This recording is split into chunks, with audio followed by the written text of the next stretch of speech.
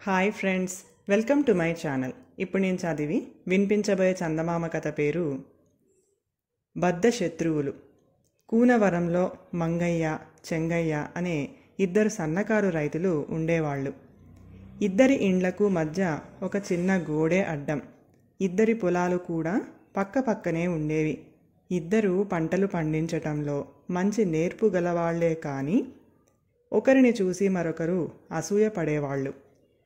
ఒకరికి తెలియకుండా మరొకరు రెండో వాళ్లకు నష్టం కలిగించటం ఎలాగా అని ఆలోచిస్తూ ఉండేవాళ్ళు.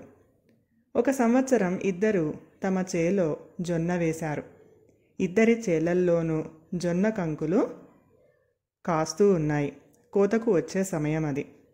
అడవి జంతువులు, పక్షులు పంట పాడు చేయకుండా ఇద్దరు రోజూ పొలం కాపలాకు వెళుతున్నారు. మంగయ్య చేను చూసిన చెంగయ్య, వీడి చేలో జొన్న ఈ సంవత్సరం విరగ పండేటట్టుంది, కంకికి సోలెడు గింజలు రాలేటట్టున్నాయి అనుకున్నాడు అసూయగా.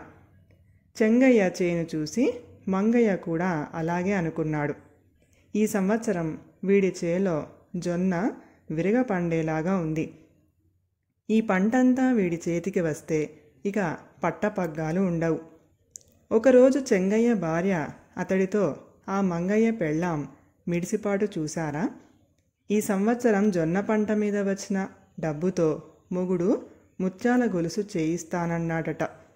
ఆవిడ మెడలో ముత్యాల గొలుసు వేసుకుని కులుకుతూ ఉంటే నేను బోసి మెడతో ఎలా తిరిగేది అన్నది కోపంగా.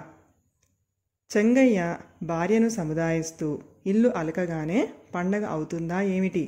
వాడి చేలో పంట చేతికి వచ్చి అమ్మినప్పుడు కదా పెళ్ళానికి ముత్యాల హారం చేయించేది. ఒకవేళ అంతవరకు వస్తే నేను నీకు పగడాల గొలుసు చేయిస్తానులే అన్నాడు.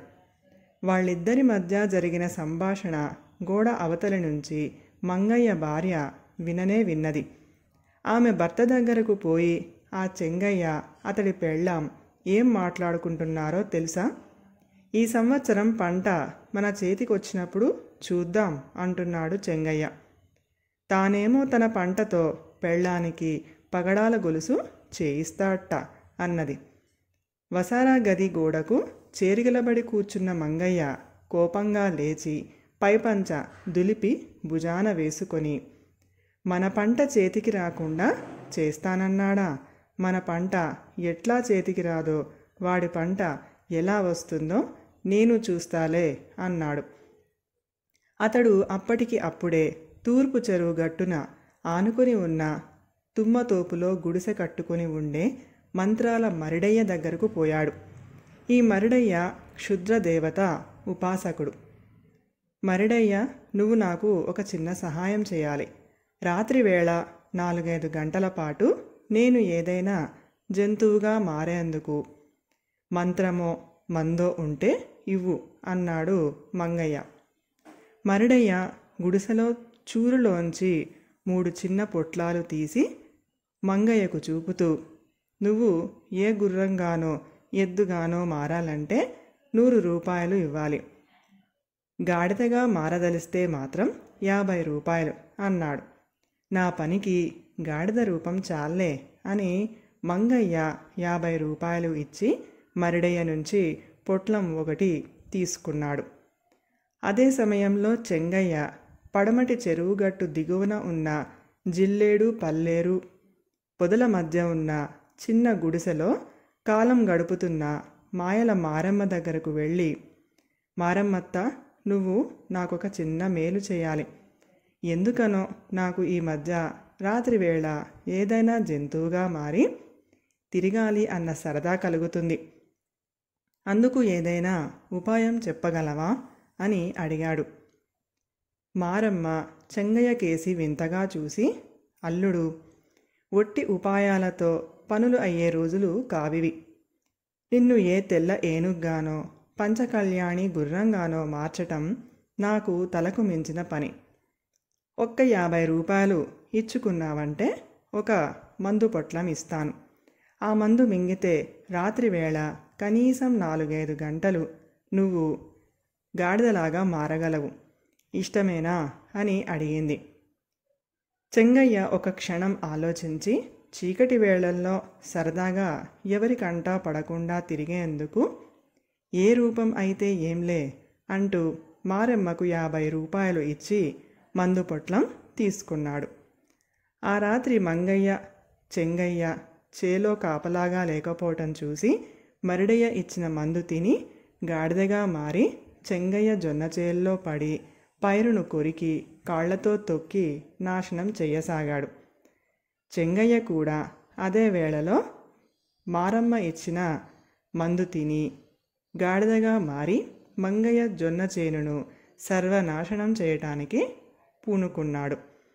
ఈ విధంగా 2 గాడిదలు తమ శత్రువు జొన్న చేలను నేలమట్టం చేస్తూ సూర్యోదయానికి కొంచెం ముందు సరిహద్దు గట్టు మీద తల ఎత్తి ఒకదాన్ని ఒకటి చూసుకున్నాయి.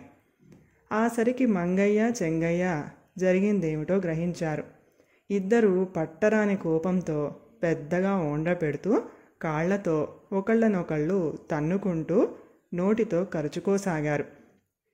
ఈ గందరగోళం విని దూరంగా ఉన్న పంట పొలాల్లోని కాపలా వాళ్ళు 5-6 పరుగు పరుగున అక్కడికి వచ్చారు.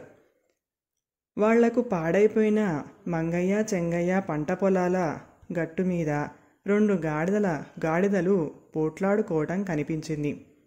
అది సూర్యోదయం కానున్న సమయం.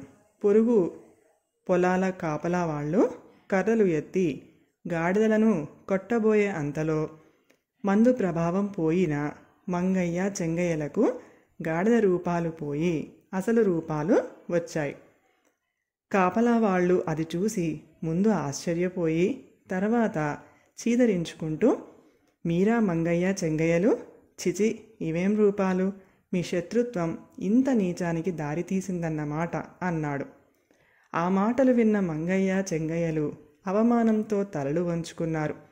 ఇద్దరికీ కళ్ళ నీళ్లు తిరిగాయి.